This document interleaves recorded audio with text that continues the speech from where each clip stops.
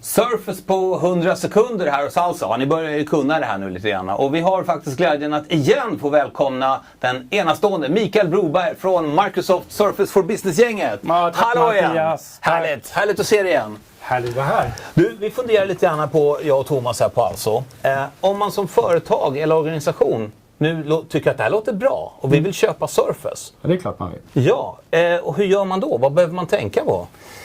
Att man vänder sig till sin partner.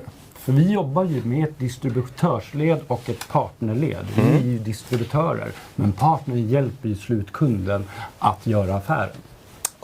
Okej.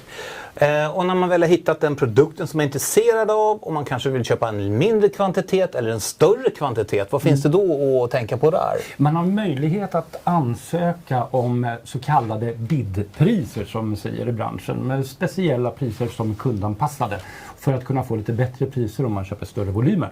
Okej. Så man kan få anpassade priser baserat på vilken kund det är och vilken volym det här kan handla om? Absolut, så det är ju partnern som ansöker åt kunden gällande det.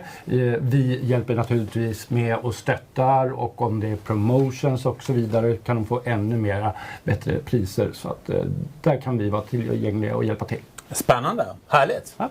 Tackar.